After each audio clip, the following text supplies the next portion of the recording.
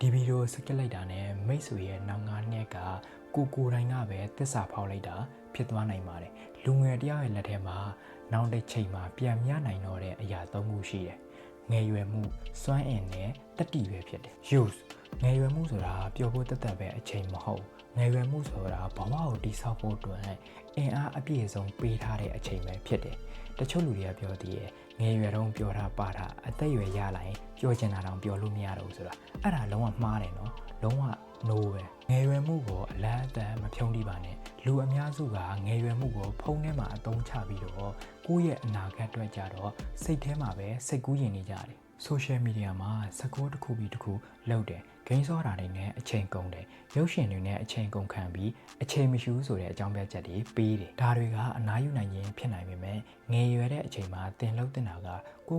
တန်ဖိုးတက်စေမဲ့စကေးတစ်ခုဝင်ငွေရနိုင်မဲ့အရေးချင်းတစ်ခုကိုချစ်တက်လာစေမဲ့အလေးချင်းတစ်ခုအဲ့ဒါတွေအတွက်ပဲအချိန်ကုန်ခံပါငယ်ရွယ်မှုကိုမဖြုံးတိပါနဲ့ရင်းနှီးမြှုပ်နှံပါenergy ကိုမလိုအပ်တဲ့နေရာတွေမှာမဖြုံးတိပါနဲ့လူတိုင်းရဲ့အရင်းမြစ်ကငွေမဟုတ်ဘူး energy စွမ်းအင်ပါ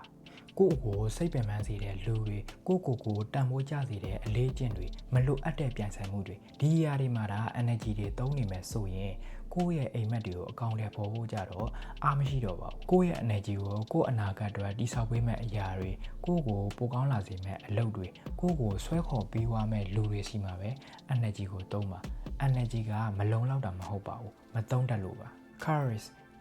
တတိမရှိရင်ငယ်ရွယ်မှုမရှိသလိုပဲလူအများစုမအောင်မြင်တာကမတော်လို့မဟုတ်ပါဘူးမဆရဲလို့ပါ content creator လုပ်ချင်တဲ့ဗီဒီယိုတွေမတင်ရဘူးစီးပွားရေးလုပ်ချင်တဲ့လုပ်ငန်းမဆရဲဘူးပြောင်းလဲဖို့မဆရဲဘူးအဆုံးခံဖို့မဆရဲဘူးကျွန်တော်တို့သိထားရမှာကငယ်ရွယ်မှုဆိုတာအမှားလုပ်ခွင့်အများဆုံးအချိန်ပါပဲမပြည့်စုံလဲစလုပ်ပါကြောက်လဲစလုပ်ပါလူတွေပြောလဲစလုပ်ပါငယ်ရွယ်မှုဆိုတာပြန်မရဘူးenergy ဆိုတာလည်းအမြဲမရှိဘူး courage တတိဆိုတာလည်းဒီတိုင်းစောင့်နေလို့မလာပါဘူးဒီနေ့ကိုလောက်လိုက်တဲ့အရာကနောက်9နှစ်နေရင်ကိုဘဝကိုဆုံးဖြတ်ပေးပါလိမ့်မယ်နောက်ဆုံးအနေနဲ့ကျွန်တော်ပြောချင်တာကငယ်ရွယ်မှုကိုအလတ်အသန်းမဖြုံးတိပါနဲ့ဒီနေ့ပဲကိုယ့်ရဲ့အနာဂတ်ကိုစတင်တည်ဆောက်လိုက်ပါကျွန်တော်ဗီဒီယိုလေးကနေအားလုံးပဲတစ်ခုရမယ်လို့မျှော်လင့်ပါတယ်။ knowledge ဗီဒီယိုလေးတွေအမြဲတင်ပေးသွားမှာဖြစ်လို့ follow လေးလုပ်ခဲ့လို့ရပါတယ်။အားလုံးပဲ bye bye